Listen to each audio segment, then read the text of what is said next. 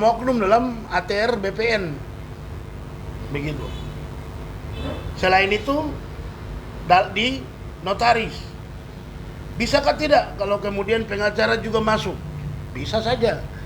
Kalau memang pengacaranya juga sudah tahu tapi kemudian mendorong sampai kliennya bisa mendapatkan sertifikat hak tanah entah dengan jalan mengurus di ATR BPN atau dengan jalan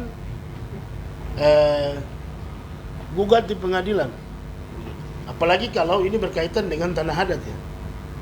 Tanah adat itu kan jelas tidak punya surat-surat.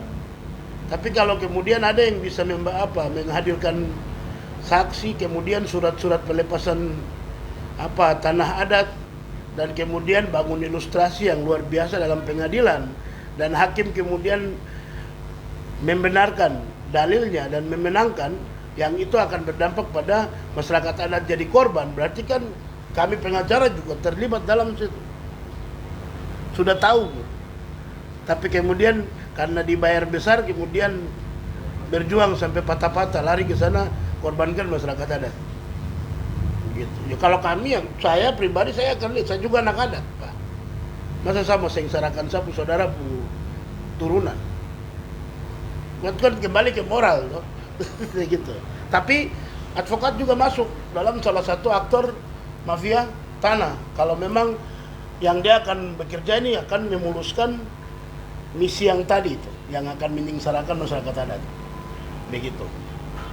Nah, jadi kita sudah dapat ya siapa-siapa saja aktor-aktor itu.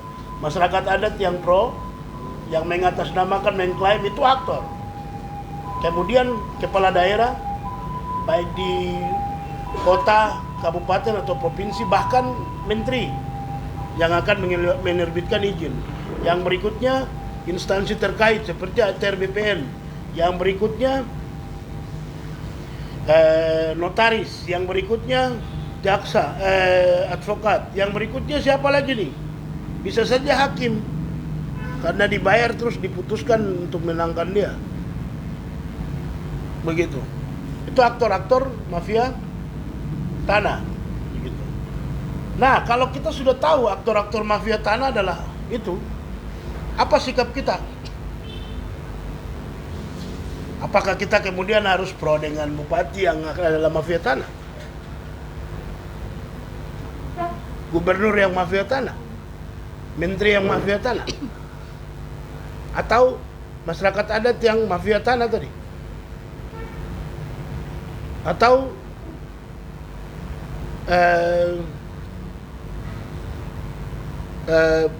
notaris yang mafia tanah tadi, atau advokat yang mafia tanah tadi, atau hakim yang mafia tanah tadi?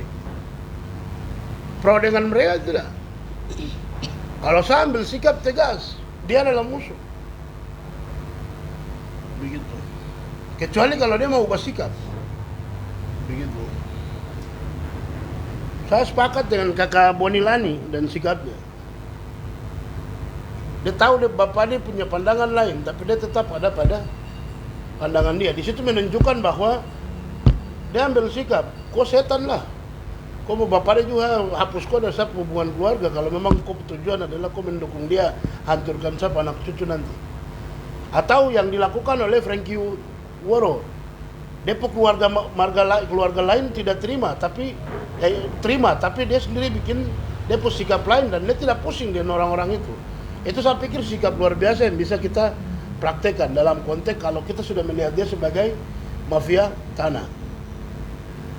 Bila perlu coret dari keluarga sampai nanti dia berubah. Bilang aja kau mati nanti tidak ada yang angkat kau mayat, kau mati busuk-busuk sendiri sudah. Begitu. Itu kan untuk kita anak cucu nih. Soalnya kau ada kalau lepas tanah marga itu kau tidak akan ke suku lain. Dalam suku juga marga lain pun tanah. Bapak selamat. Jadi harus ambil sikap begitu.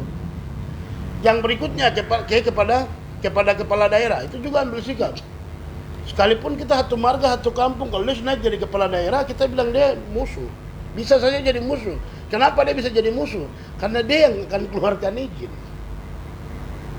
Dia kan satu pribadi, dia punya wilayah adat kan satu saja di tempat itu. Contoh seperti apa yang dilakukan oleh Wamen. Wamen kan kita tahu marganya siapa, kita tahu kampungnya di mana, kita tahu dia punya tanah marga di mana. Pertanyaannya adalah dia tanah marga di Malaysia. Salahin juga, Wamen tahu bukan di situ. Dia tempat lain dia.